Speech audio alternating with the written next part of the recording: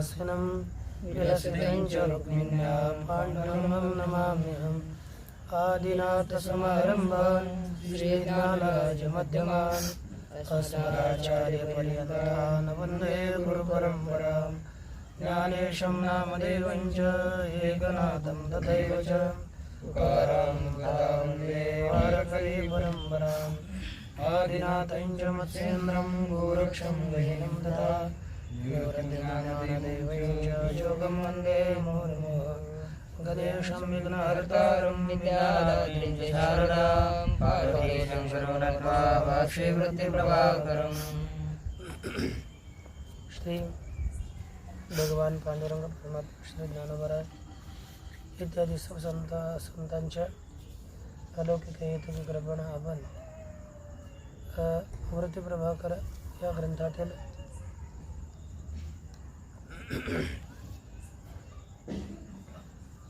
शाब्दबोधाचे जे काही सहकारी आकांक्षाधिक कारणं आहेत त्या कारणांचा आपण विचार करणार आहोत। त्यामध्ये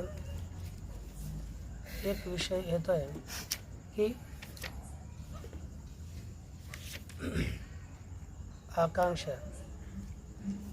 आकांक्षा म्हणजे पदार्थांतरान्वयानुभावकत्वम, अर्थात आकांक्षा एक पदार्थ असेल आणि दुसरा पदार्थ असेल तर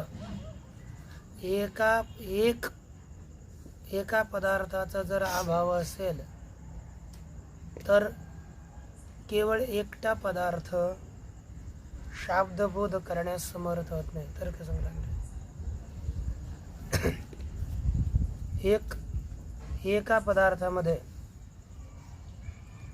इतर पदार्थ अन्य पदार्थांतराशी असलेल्या अन्वयबोधाच्या अभावास, म्हणजेच जर एक पदार्थ आहे आणि दुसरा पदार्थ नसेल तर प्रथम पदार्थ अन्वयबोध करण्यास समर्थ होत नाही। म्हणून या एका पदार्थामध्ये अन्वयानुभावकत्व येतं। याचंच लक्षण पदस्य पदांतर व्यतिरेक प्रयुक्त अन्वयानुभावकत्व। एक पद आहे परंतु अन्य पद एक पदामध्ये पदस्य पदांतर व्यतिरेक प्रयुक्त अभाव प्रयुक्त म्हटल्यास व्यतिरेक आणि अभाव एकच आहे।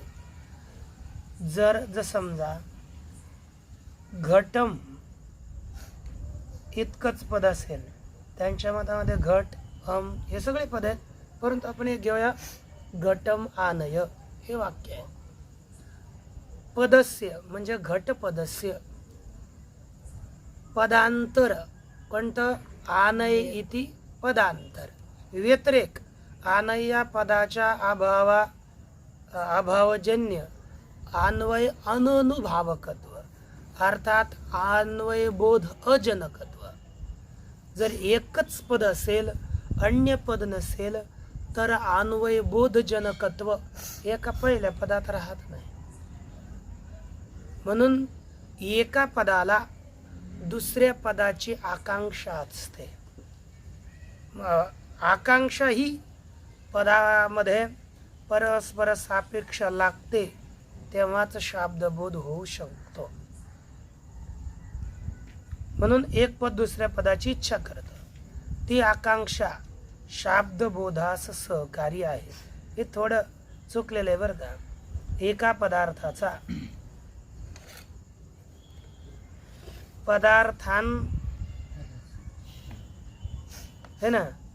पदार्थांतराच्या एका पदाचा पदार्थांतराच्या है ना अभाव प्रयुक्त अभावजन्य तिथं पूर्णच बदलावं लागेल बरं।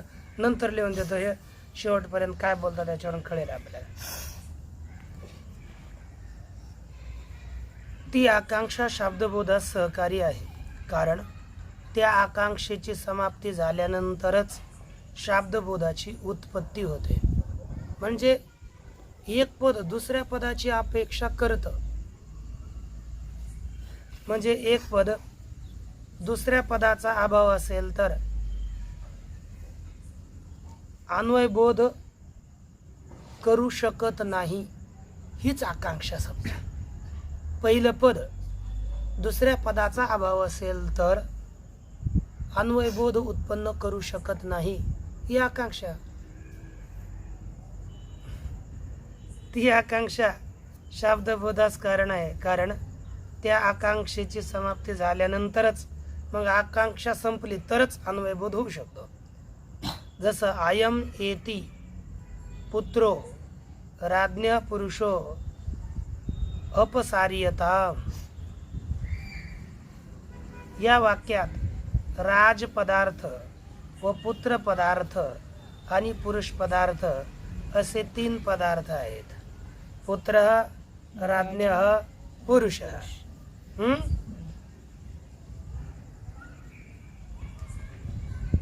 आता या ठिकाणी या 3 पदार्थाच्या अन्वयबोधाची आकांक्षा शाब्दबोधास हेतू आहे, है ना. आता याच्यामध्ये परस्पर आकांक्षा शाब्दबोधाला कारण आहे. त्यापैकी राज पदार्थाचा पुत्र पदाशी अन्वयबोध झाल्यानंतर, है ना, मग काय होईल?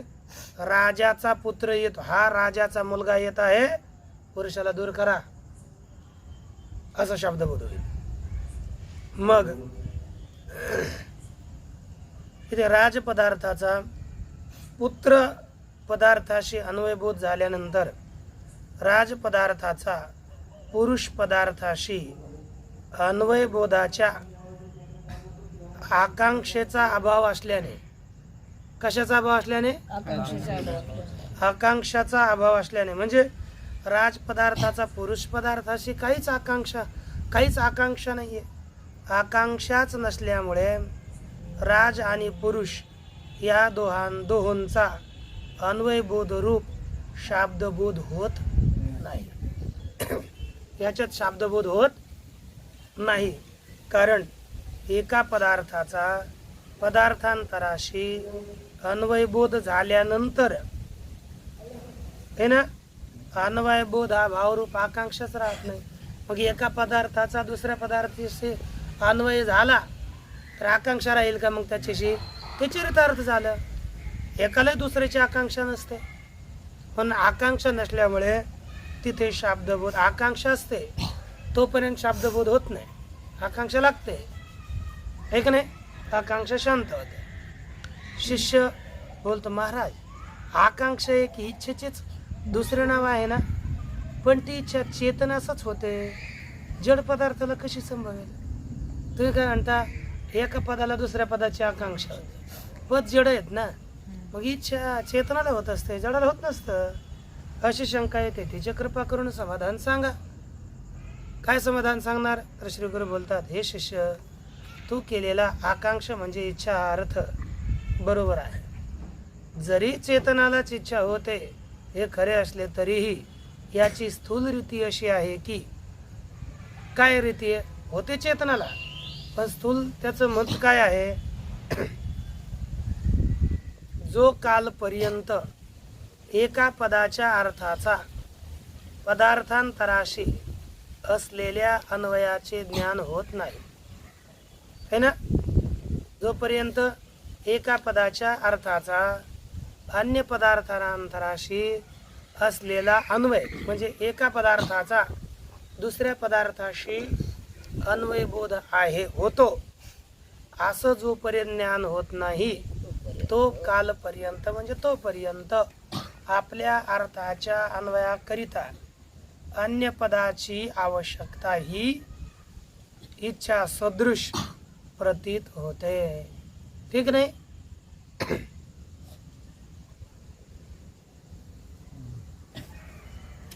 तोपर्यंत आपल्या अर्थाच्या अन्वयाकरिता अन्य पदाची आवश्यकता ही, म्हणजे इच्छा सदृश इच्छेसारखी प्रतीत होतेच आपल्याला, पण जोपर्यंत अन्वयबोध होत नाही तोपर्यंत काय वाटतं की या पदाला अन्य पदाची आवश्यकता आहे.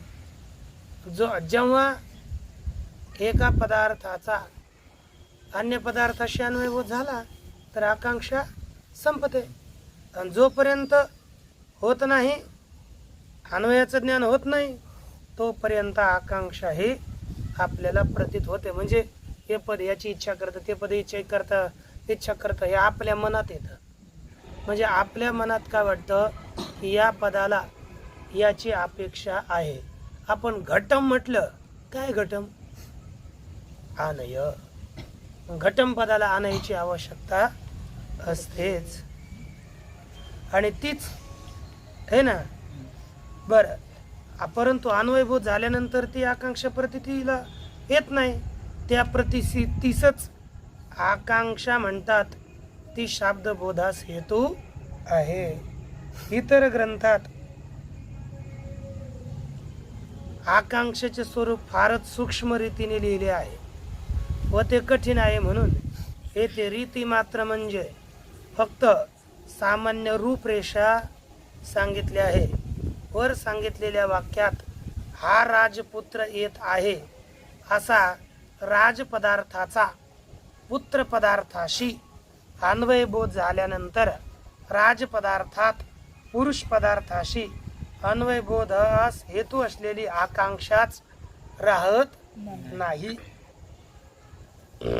म्हणून राजाच्या पुरुषास दूर करा असा शब्दबोध सुद्धा होत नाही. त्याचा पुत्राशी, हा राजाचा मुलगा येतो, पुरुषास दूर करा असा अर्थ होतो, है ना. पुरुषांना दूर करा असाच शब्दबोध होतो.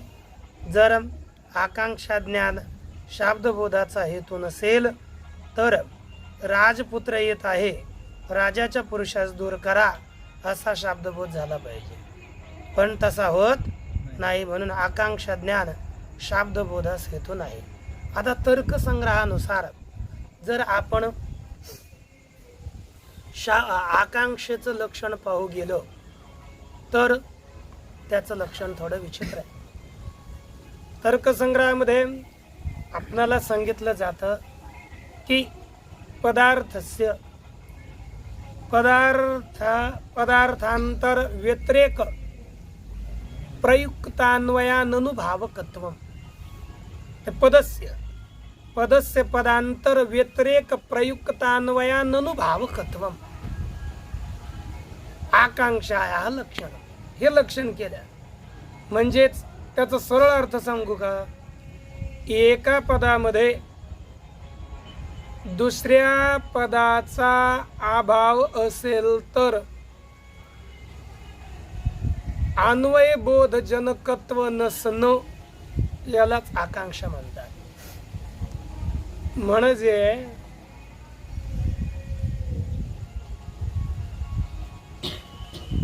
लौकिक दृष्टांत सांगा थोडा, तो सामान्य म्हणजे थोडा गावंढळ आहे. बरं जाऊ द्या. बरं, हा एक पहा, समजा पुत्राचे जनक स्त्री आणि पुरुष दोन आहेत, परंतु स्त्री असेल किंवा पुरुष असेल तरी स्त्रीमध्ये जर पती नसेल, पुरुष नसेल तर पुत्रजनकत्व राहत नाही.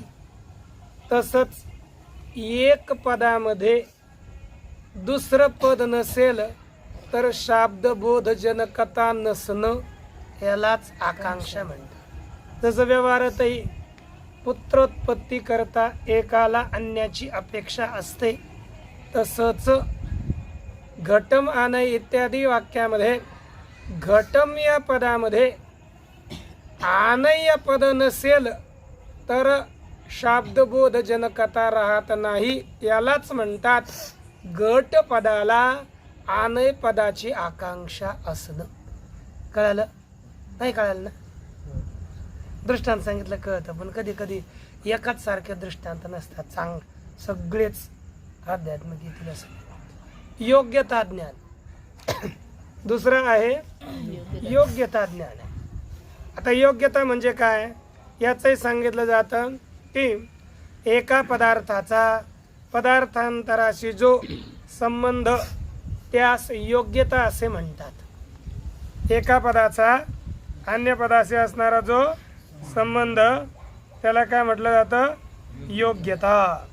आता ती योग्यता आपल्याला पहा कशी येते. ही योग्यता आपल्याला सांगत असताना एक सांगितले गेले की म्हणजे एका पदाचा अन्य पदाशी असणारा जो संबंध त्यालाच काय म्हणायचं योग्यता. आता सन्निधी सन्निधी हीच योग्यता आहे.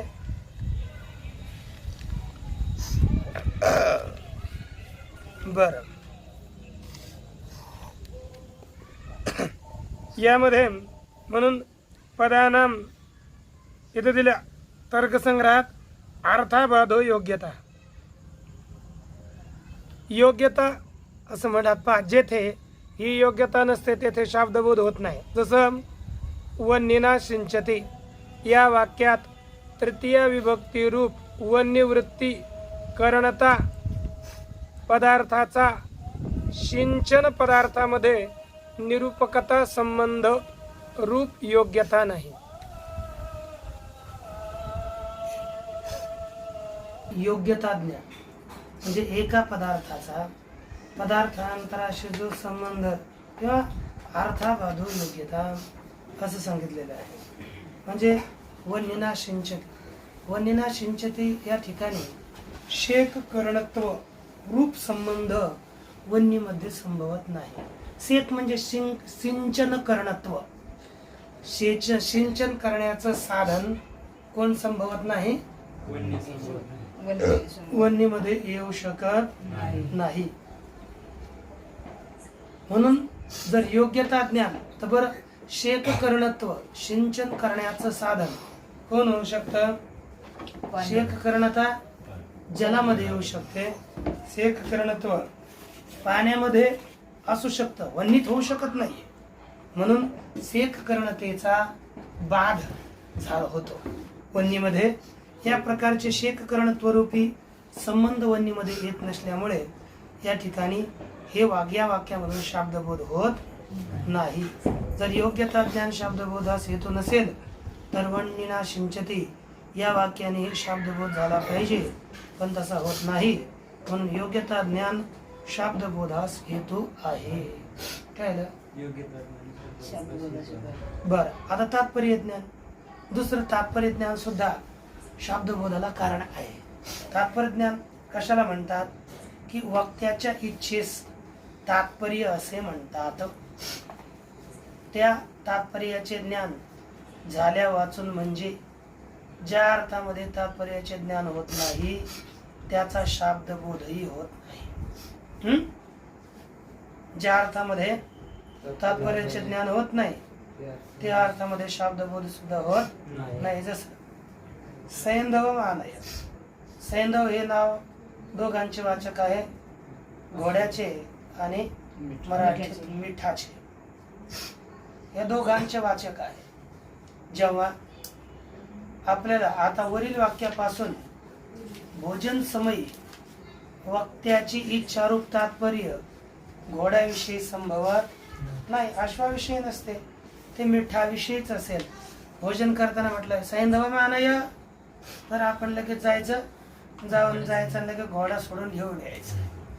आणि जेव्हा फिरायला थोडं जायचं झालं सैंधव मानय जाऊन मिठाचा डबा घेऊन यायचा. मग हे तर काय म्हणेल ते काय डोकं आहे की नाही तुला. म्हणजे तात्पर्य सुद्धा कळत नाही कधी काय करावं अशी स्थिती होऊन जाते. काहीच कधी कधी कळत नाही. म्हणून त्यावेळी सैंधव शब्दाने आश्वाचा शब्दबोध न होता भोजन समयी लवणाचाच शब्दबोध होतो. तसेच गमन समयी देखील लवणाचा शब्दबोध होत नाही. तर त्यावेळी घोड्याचाच शब्दबोध होतो. म्हणजे वाक्याचं तात्पर्य, वक्ता कोणत्या इच्छेने या वाक्याचं उच्चारण करतो हे आपण विचार करून त्या प्रकारचा काम केलं पाहिजे. जर तात्पर्य ज्ञान शाब्दबोधास हेतू नसेल तर सैंधवम आनय या वाक्यापासून भोजन समयी अश्वाचा व गमन समयी मिठाचाही बोध झाला पाहिजे, है ना? परंतु होत नाही, तसा होत नाही. यावरून शाब्दबोधास तात्पर्य ज्ञान हेतू आहे हे स्पष्ट होत. तेव्हा शिष्य बोलतो, महाराज इच्छेस तात्पर्य असे म्हटले तर शुक वाक्यात वक्त्याची कोणतीच इच्छा नसते. म्हणजे इच्छेला तात्पर्य म्हटलं तर है ना? अरे जे पोपट बोलतो, पोपटाचं राम राम हे वाक्य बोलणं आहे, त्याचं काय तात्पर्य का? त्याच्या काय डोक्यात आहे काय राम राम म्हटलं की हे होतंय, त्याला हे असं बोललं. एखाद्याने शिकवलं तर तो तसंच बोलत राहतो, एवढंच. परंतु शुक म्हणजे पोपटाच्या वाक्यात वक्त्याची कोणतीच इच्छा नसते, तरी सुद्धा त्या शुक वाक्यापासून आपल्याला शब्दबोध होतो ना, आपल्याला कळतो त्याचा अर्थ, त्याचं तात्पर्य नसलं तरी सुद्धा. यावरून तात्पर्य ज्ञान शाब्दबोधास हेतू संभवत तात्पर्य ज्ञानाला शाब्दबोधाचं कारण म्हणू नये. तसेच मीमांसक वेदास नित्य मानतात व ईश्वराचा त्यांच्या मतात अंगीकार नाही.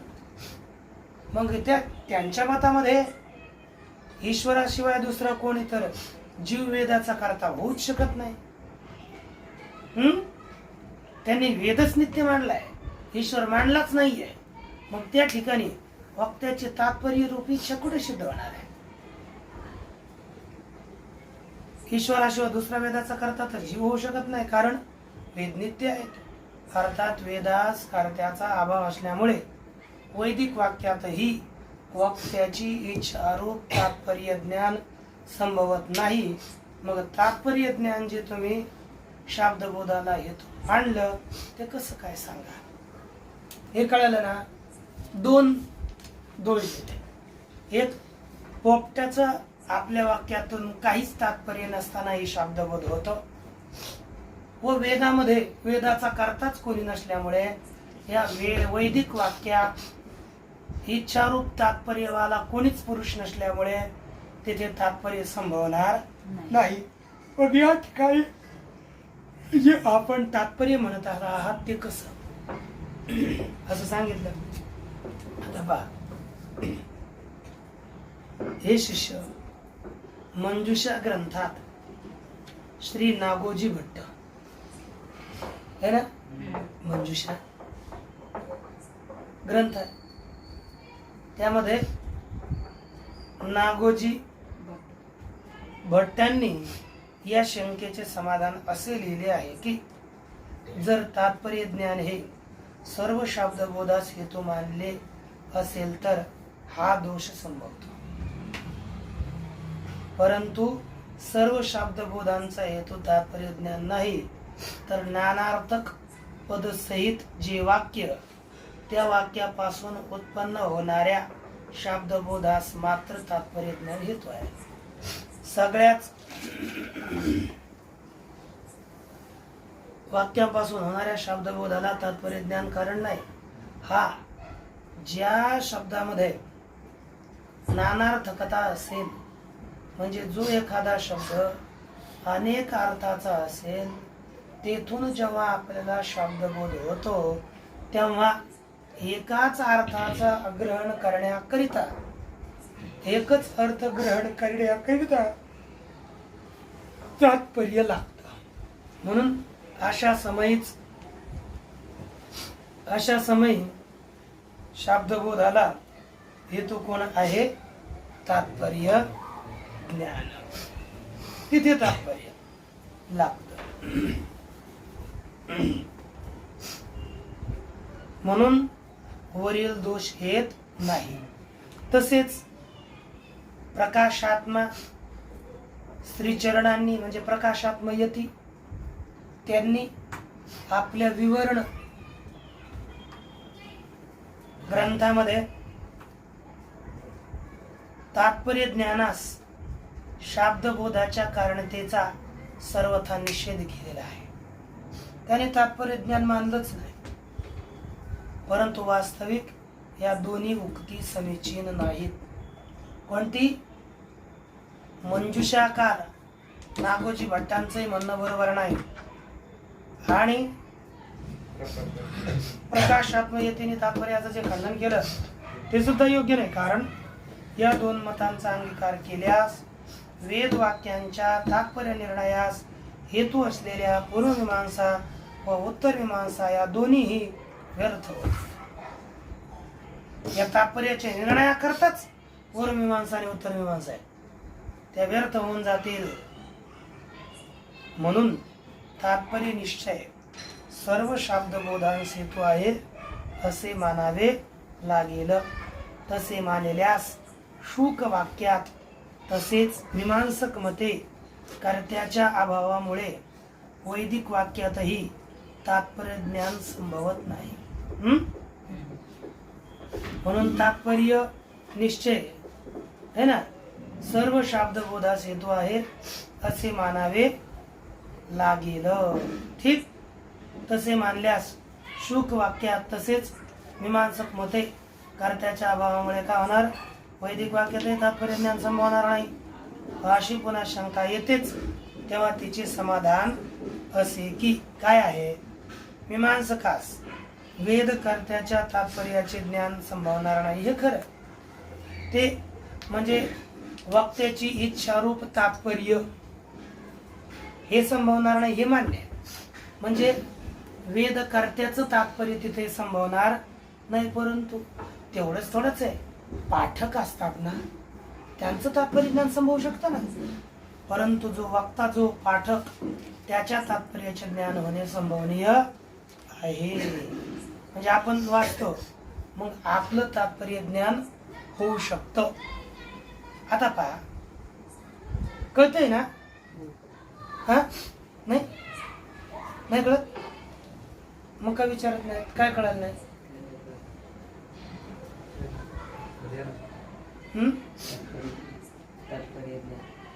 म्हणजे वक्त्याची इच्छा त्यालाच आपण काय म्हणतो? वक्त्याची काय इच्छा? या शब्दाने याचं ज्ञान झालं पाहिजे. हा रोहित म्हटलं तर याचंच ज्ञान झालं पाहिजे हे तुमच्या बापाची इच्छा पण त्यांनी नाव ठेवलं रोहित आहे ना. त्यांनी रोहित नाव ठेवलं. मग त्या या रोहित या शब्दापासून याचं नाव याला कोणीही बोलवलं पाहिजे हे तात्पर्य ज्ञान होतं नव्हतं त्यांचं. त्यांच्यापासून याचंच ज्ञान होऊ लागलं. परंतु कधी कधी असं होतं बरं कोणी नावच दिलं नाही. आता वेद आहे. वेद कोणी उत्पन्न केला का? कसं तुमचं नाव तुमच्या बापानं तुमच्या माताजीनं ठेवलं असेल म्हणून त्या नावाचं तात्पर्य म्हणजे हा पिंड असं होतं. परंतु आता वेदाचे वाक्य हे कोणी निर्माण केलेलेच नाहीत ना. वेद हा नित्य आहे अपौरुषय आहे. मग वेदात कोणाचीच इच्छा नाही. मग त्याचं तात्पर्य ज्ञान म्हणजे वक्त्याची इच्छेला तात्पर्य म्हणतो आपण बोलणाऱ्याची इच्छेला. परंतु वेदाचा कोणी करताच नाही. मग तिथे इच्छा तरी कोणाची होणार? हा इच्छा करणारा कोणी आहे का? इच्छा करणाराच कोणी नसेल तर मग इच्छाच होणार नाही ना. मग तिथे वेदामध्ये तात्पर्य ज्ञानच होणार नाही. मग तात्पर्य ज्ञान नाही झाल्यानंतर मग वेदाचा अर्थ ज्ञान कसं होणार हे त्याला म्हणायचं. बरं वक्त्याची इच्छा त्याला तात्पर्य म्हणायचं. पोपट राम राम म्हणतो. पोपटाची काय इच्छा? पोपट बस शिकवलं जसं बोलवलं तसं बोलत राहतो. त्याला काहीच असं नाही की यानं आपण राम राम बोलवलं तर याचा अर्थ राम आहे तू इकडे राम राम बसा. पोपट म्हटलं तर पोपटाला थोडंच कळतंय की राम राम यान बसा. त्याला त्याची भाषा कळेल. कोणती? पोपटी भाषा. आपली भाषा कशी कळणार? आपण त्याला शिकवली तर तो बोलतो एवढंच. मग हे जे दोन आहेत या दोघांची इच्छा कुठेच नाही ना, मग तात्पर्य ज्ञान होईल कसं आपल्याला? तात्पर्य ज्ञान झाल्याशिवाय शब्दबोध होत नाही. मग तात्पर्य ज्ञान कसं होणार हे विचारलं तेव्हा गुरुजी काय म्हणतात, अरे एक नागोजी भट्टे तर व्याकरणकार आहे आणि विवरणकार हे वेदांताचे ग्रंथकार आहेत, रचनाकार आहेत. हे दोघही तात्पर्य ज्ञानाला मानत नाही. विवरणकार तर तात्पर्य ज्ञानाला मानतच नाही आणि मंजुषाकार जेथे एका शब्दाचे अनेक अर्थ असतात तेथेच तात्पर्य ज्ञानाला कारण मानतात, अन्य ठिकाणी मानत नाहीत. मग सिद्धांताने काय म्हटलं, अरे या दोघांचं खरं पाहिलं तर म्हणणं बरोबर नाही. कारण की असं जर म्हटलं तात्पर्य ज्ञान कारणच नाहीये तर मग कोणाला कसं काही ज्ञान होईल, आहे का नाही? नाहीतर बरं तात्पर्य ज्ञानच सांगायला निघालेल्या वेदांत ग्रंथ ब्रह्मसूत्र किंवा तात्पर्य ज्ञान सांगणारे जैमिनी सूत्र हे सगळे फालतू जातील ना. तात्पर्य ज्ञान कारणच नाही ज्ञानाला, मग हे व्यासाधिकांनी कशाला आटापिटा करून हे सूत्र लिहिले? यावरून एवढं सिद्ध होतं की तात्पर्य ज्ञानाला कारण मानलं पाहिजे. मग तात्पर्य ज्ञानाला कारण मानलं तर मीमांसा इत्यादिकामध्ये कसं काय तात्पर्य ज्ञान होईल त्याचा विचार या ठिकाणी विचारला जातोय आणि तो विचार आपण उद्या स्पष्ट करणार आहोत.